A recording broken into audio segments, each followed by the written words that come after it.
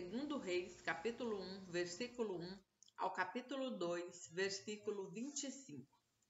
Depois da morte do rei Acabe, a terra de Moabe se rebelou contra Israel. Certo dia, Acasias caiu pela grade de um cômodo do terraço do seu palácio em Samaria e ficou gravemente ferido. Ele enviou mensageiros ao templo de Baal-zebub, deus de Ecrom, para saber se iria se recuperar. O anjo do Senhor, porém, disse a Elias de Tisbe: vá ao encontro dos mensageiros do rei de Samaria e diga-lhes: acaso não há Deus em Israel? Por que vão consultar Baal-zebub, o deus de Ecrom? Por isso, assim diz o Senhor: você nunca mais se levantará da cama onde está, certamente morrerá. Então Elias partiu. Quando os mensageiros voltaram ao rei, ele lhes perguntou: por que voltaram tão depressa? Eles responderam: um homem veio ao nosso encontro e nos instruiu a voltarmos ao rei e lhe darmos essa mensagem. Assim diz o Senhor: acaso não há Deus em Israel? Por que enviou seus homens para consultar Baal-zebub, o deus de Ecrom? Por isso nunca mais se levantará da cama onde está, certamente morrerá. Como era o homem que lhes anunciou essa mensagem? Perguntou o rei. Eles responderam: vestia roupas feitas de pelos e usava um cinto de couro. Era Elias de Tisbe, exclamou o rei. Em seguida, enviou um capitão de seu exército com 50 soldados para prender Elias. Eles o encontraram sentado no alto de um monte. O capitão lhe disse: homem de Deus, o rei ordena que você desça conosco. Elias respondeu ao capitão: se sou homem de Deus, que desça fogo do céu e destrua você e seus 50 soldados. Então desceu fogo do céu e matou todos eles. O rei enviou outro capitão com 50 soldados. O capitão disse a Elias: homem de Deus, o rei ordena que você desça imediatamente. Elias, porém, respondeu: se sou homem de Deus, que desça fogo do céu e destrua você e seus 50 soldados. Novamente, desceu o fogo do céu e matou todos eles. Pela terceira vez, o rei enviou um capitão com 50 soldados. Esse capitão, porém, subiu o monte todo, ajoelhou-se diante de Elias e implorou: ó homem de Deus, por favor, poupe minha vida e a vida destes seus 50 servos.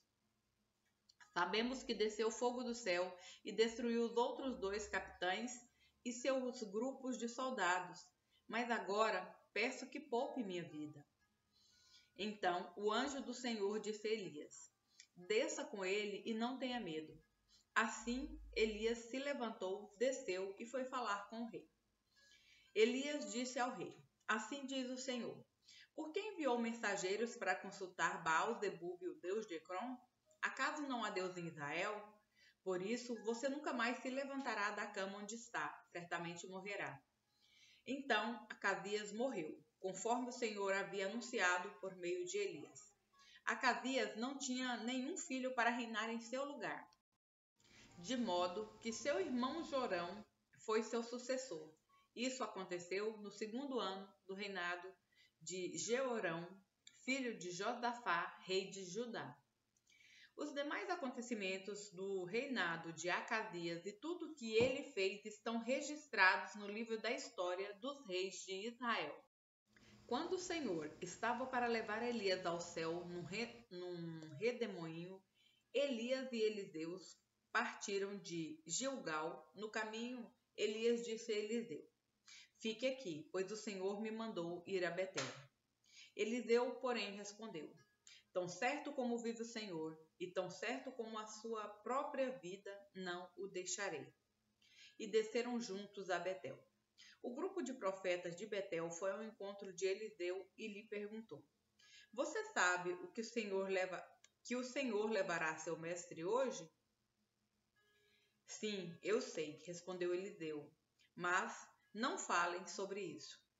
Então Elias disse a Eliseu: fique aqui, pois o Senhor me mandou ir a Jericó.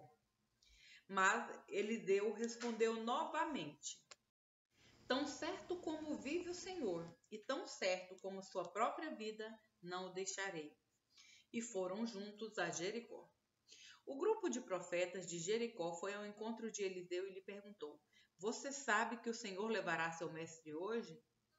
Sim, eu sei, respondeu Eliseu, mas não falem sobre isso. Então Elias disse a Eliseu: fique aqui, pois o Senhor me mandou ir ao rio Jordão. Mais uma vez, porém, Eliseu respondeu: tão certo como vive o Senhor, e tão certo como a sua própria vida, não o deixarei. E seguiram juntos pelo caminho. 50 homens do grupo de profetas também foram e observaram de longe quando Elias e Eliseu pararam junto ao rio Jordão. Elias dobrou seu manto e bateu com ele nas águas. O rio se abriu e os dois atravessaram em terra seca. Quando chegaram à outra margem, Elias disse a Eliseu: diga-me, o que posso fazer por você antes de ser levado embora? Eliseu respondeu: peço-lhe que eu receba uma porção dobrada do seu espírito e me torne seu sucessor.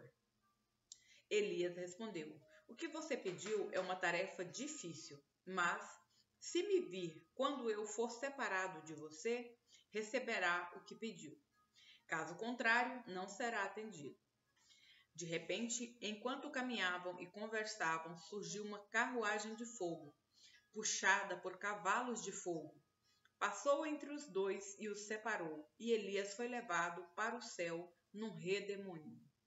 Eliseu viu isso e gritou: meu pai,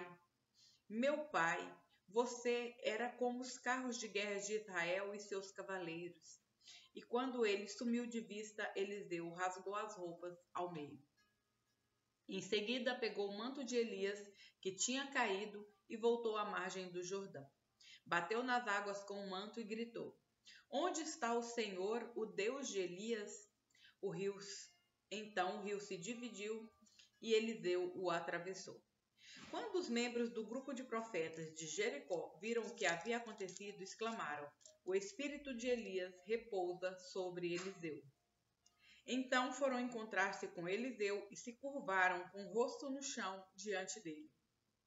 Disseram: nós, seus servos, temos 50 homens corajosos que podem procurar seu mestre no deserto. Talvez o Espírito do Senhor o tenha deixado em algum monte ou em algum vale. Não envie ninguém, disse Eliseu. Mas insistiram tanto que, por fim, constrangido, ele consentiu. Está bem, envie os homens. Os 50 homens procuraram por 3 dias, mas não encontraram Elias. Eliseu ainda estava em Jericó quando eles voltaram e disseram: não lhes falei que não fossem?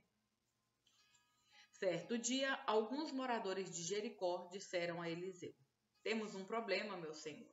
A cidade está situada numa boa região, como o senhor pode ver. Contudo, a água não é boa e a terra é improdutiva. Eliseu disse: tragam-me uma tigela nova cheia de sal. E fizeram o que ele pediu. Eliseu foi à nascente que abastecia a cidade com água e jogou ali o sal. Disse ele: assim diz o Senhor, purifiquei esta água. Ela não causará mais morte nem tornará a terra improdutiva. E desde então a água permanece pura, conforme a palavra de Eliseu. Eliseu saiu dali e foi a Betel. Enquanto subia pelo caminho, um grupo de adolescentes da cidade começou a zombar dele. Vai embora, careca! Vai embora, careca! Gritavam. Eliseu se voltou para trás, olhou para eles e os amaldiçoou em nome do Senhor. Então 2 ursas saíram do bosque e despedaçaram 42 adolescentes. Dali, Eliseu foi para o Monte Carmelo e, por fim, voltou a Samaria. Atos, capítulo 13, versículo 42 ao capítulo 14, versículo 7. Quando Paulo e Barnabé estavam saindo da sinagoga, o povo pediu que voltassem a falar dessas coisas na semana seguinte. Muitos judeus e gentios devotos, convertidos ao judaísmo, seguiram Paulo e Barnabé, que insistiam com eles para que continuassem a confiar na graça de Deus. No sábado seguinte, quase toda a cidade compareceu para ouvir a palavra do Senhor. Quando alguns dos judeus viram as multidões, ficaram com inveja, de modo que difamaram Paulo e contestavam tudo o que ele dizia. Então Paulo e Barnabé se pronunciaram corajosamente, dizendo: era necessário que pregássemos a palavra de Deus primeiro a vocês, judeus. Mas, uma vez que vocês a rejeitaram e não se consideraram dignos da vida eterna, agora vamos oferecê-la aos gentios. Pois foi isso que o Senhor nos ordenou quando disse: fiz de você uma luz para os gentios, para levar a salvação até os lugares mais distantes da terra. Quando ouviram isso, os gentios se alegraram e agradeceram ao Senhor por esta mensagem, e todos que haviam sido escolhidos para a vida eterna creram. Assim, a palavra do Senhor se espalhou por toda aquela região. Então, os judeus, instigando as mulheres religiosas influentes e as autoridades da cidade, provocaram uma multidão contra Paulo e Barnabé e os expulsaram dali. Eles, porém, sacudiram o pó dos pés em sinal de reprovação e foram à cidade de Icônio. E os discípulos estavam cheios de alegria e do Espírito Santo. Em Icônio, Paulo e Barnabé também foram à sinagoga judaica e falaram de tal modo que muitos creram, tanto judeus como gentios. Alguns dos judeus que não creram, porém, incitaram os gentios e envenenaram a mente deles contra Paulo e Barnabé. Ainda assim, os apóstolos passaram bastante tempo ali, falando corajosamente da graça do Senhor, que confirmava a mensagem deles, concedendo-lhes poder para realizar sinais e maravilhas. Com isso, o povo da cidade ficou dividido. Alguns tomaram partido dos judeus e outros dos apóstolos. Então, um grupo de gentios, judeus e seus líderes resolveu atacá-los e apedrejá-los. Quando os apóstolos souberam disso, fugiram para a região da Licaônia, para as cidades de Listra e Derbe e seus arredores, e ali anunciaram as boas novas. Salmos, capítulo 139, versículos 1 ao 24. Ó Senhor, tu examinas meu coração e conheces tudo a meu respeito. Sabes quando me sento e quando me levanto. Mesmo de longe conheces meus pensamentos. Tu me vês quando viajo e quando descanso. Sabes tudo o que faço. Antes mesmo de eu falar, Senhor, sabes o que vou dizer. Vais adiante de mim e me segues. Põe sobre mim a tua mão. Esse conhecimento é maravilhoso demais para mim. É grande demais para eu compreender.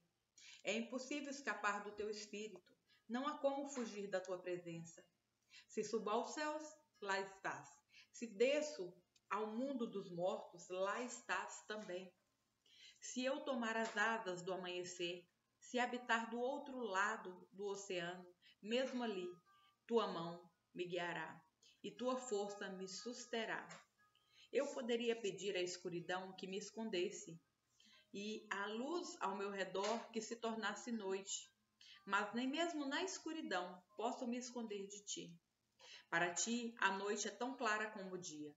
Escuridão e luz são a mesma coisa.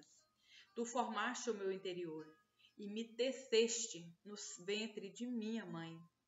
Eu te agradeço por me teres feito de modo tão extraordinário. Tuas obras são maravilhosas e disso eu sei muito bem. Tu me observavas quando eu estava sendo formado em segredo, enquanto eu era tecido na escuridão. Tu me viste quando eu ainda estava no ventre. Cada dia da minha vida estava registrado em teu livro. Cada momento foi estabelecido quando ainda nenhum deles existia. Como são preciosos teus pensamentos a meu respeito, ó Deus. É impossível enumerá-los. Não sou capaz de contá-los. São mais numerosos que grãos de areia. E quando acordo, tu ainda estás comigo. Ó Deus, quem dera destruísses os perversos. Afastem-se de mim, assassinos. Eles blasfemam contra ti. Teus inimigos usam teu nome em vão. Acaso, Senhor, não devo odiar os que te odeiam? Não devo desprezar os que se opõem a ti? Sim, eu os odeio com todas as minhas forças, pois teus inimigos são meus inimigos. Examina-me, ó Deus, e conhece meu coração. Prova-me e vê meus pensamentos. Mostra-me se há em mim algo que te ofende e conduze-me pelo caminho eterno. Provérbios, capítulo 17, versículos 19 ao 21. Quem gosta de brigar, ama o pecado. Quem confia em muralhas, procura a própria ruína. O coração perverso não prospera. A língua mentirosa se mete em dificuldade. O filho tolo causa tristeza ao pai. Não há alegria para o pai de um rebelde.